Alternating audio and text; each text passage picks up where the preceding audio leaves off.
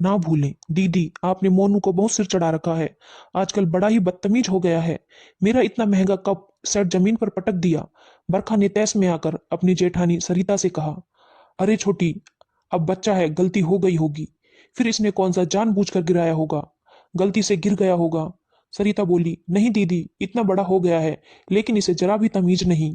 आज बरखा ने कुछ ज्यादा ही जोर से बोला, जिससे सरिता का भी पारा चढ़ गया और वो भी तेज स्वर में बोल पड़ी, बस कर छोटी, और जो तेरा नन्नू हर रोज मेरा नुकसान करता रहता है, उसका क्या? मैं तो कभी शिकायत नहीं करती। उसे मेरे पास छोड़कर ना जाने कितने कितने घंटे तुम मियाँ बीवी घूमते रहते हो। ओ दीदी, इतना ही बोझ लगता था मेरा बच्चा तो साफ साफ कह ही देती। ऊपर से तो बड़ी बड़ी माँ होने का दावा करती हैं और मन में कुछ और ही है आपके। बस कर छोटी, बहुत बोल रही है तू आज। मैं तो मन से ही उसे अपना मानती हूँ, लेकिन तू ही मेरे बच्चे के साथ भेदभाव करती है। रहने दो दीदी, बच्चा बदमाशी करे तो शिकायत भी ना करे। ठीक है छोटी, मेरा बच्चा बदमाश ही सही। मोनू का हाथ पकड़कर खींचते हुए सरिता बोली, खबरदार, जो आज के बाद इसके कमरे तक गया तो टांगे तोड़ दूंगी तेरी। चल अंदर चलकर पढ़ाई कर।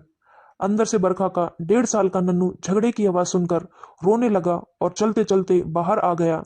बरखा ने उसे झट से गोद में उठा लिया और उठाते हुए बोली, तू भी चल अंदर, देख लिया तेरी बड़ी माँ को कितना एहसान दिखा रही है, जैसे इनके बिना मेरा बच्चा पल ही नहीं सकता। एक दूसरे के तानों से आहत दोनों ने आज खूब बहस की। गुस्से में जो नहीं कहना चाहती थी वो भी मुंह से निकल रहा था। आज के बाद मुझे आपसे कोई मतलब नहीं। आखिर में दोनों ने एक दूसरे के मुंह के सामने अपना अपना दरवाजा बंद कर लिया। पूरा दिन गुजरने को आ गया लेकिन दोनों ने एक दूसरे की शक्ल भी नहीं देखी। लेकिन बच्चे कहाँ इतनी देर दूर रह सकते हैं। नन्नू अपनी बड़ी माँ की रट लगाए था, वहीं मोनू भी नन्नू के साथ खेलने को मचल रहा था। परेशान बरखा ने अपने छोटे से बच्चे पर झुंझलाहट में एक धौल जमा दिया। बाद में उसे खुद बुरा लगा तो रोने बैठ गई। कुछ ना सूझा तो अपनी बड़ी बहन के पास फोन मिला लिया। हेलो दीदी, सुबकते सुबकते बरखा बोली। दीदी समझ गई कि जरूर कोई बात है। बरखा से पूछा तो उसने अपनी सारी भड़ास अपनी बहन के आगे निकाल दी। देखा दीदी, इंसान ऊपर से कुछ दिखता है और अंदर से कुछ। हाँ बरखा, ये तो है, लेकिन ये बात तुम पे भी तो लागू होती है। वो कैसे दीदी? बरखा हैरानी से बोली, और नहीं तो क्या, ये तो सच है ना कि नन्नू ज्यादातर तेरे जेठानी के पास ही रहता है। तू तो खुद भी कहती थी कि नन्नू बहुत शैतान हो गया है, मुझसे तो संभलता ही नहीं। लेकिन तेरी जेठानी ने आज तक कभी तुझसे शिकायत की नहीं ना? फिर एक बार यदि उनके बेटे ने कुछ शैतानी कर भी दी तो तुझसे बर्दाश्त नहीं हुआ। बहन, ताली हमेशा दोनों हाथों से बजती है। उनकी एक बार कही बात तुझे इतनी बुरी लगी कि तूने उनकी आज तक की सारी अच्छाई भुला दी। बहन की बात सुनकर बरखा की नजरें शर्म से झुक गईं। उसी वक्त बरखा ने नन्नू को गोद में उठाया और सरिता के दरवाजे पर दस्तक दी।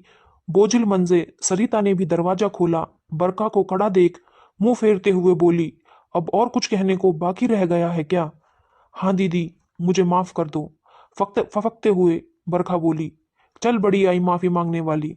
सुबह तो बड़े तैस में कहा था कि मुझे आपसे कोई मतलब नहीं। दीदी, मानती हूं मैंने कुछ ज्यादा ही कह दिया, लेकिन छोटों की थोड़ी बहुत गलती तो माफ हो ही सकती है ना।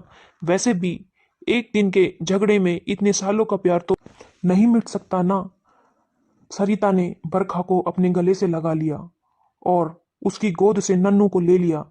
देख तो सुबह से बेचारा रोए जा रहा है। थोड़ी देर बाद दोनों ही देवरानी जेठानी बैठकर चाय पी रही थी और दोनों बच्चे खेल रहे थे।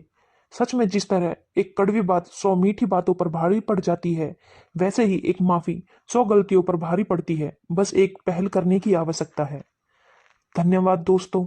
अगर आपको हमारी कहानी अच्छी लगी हो तो चैनल ये को तो लाइक, सब शेयर हम और ही जानते सब्सक्राइब हैं करना ना कि भूलें। बच्चे सबसे ज़्यादा करके ज़्यादा सीखते हैं। तो बच्चों को जहाँ तक हो सके उनकी एक्टिविटी के साथ ही उनको करके सिखाना चाहिए।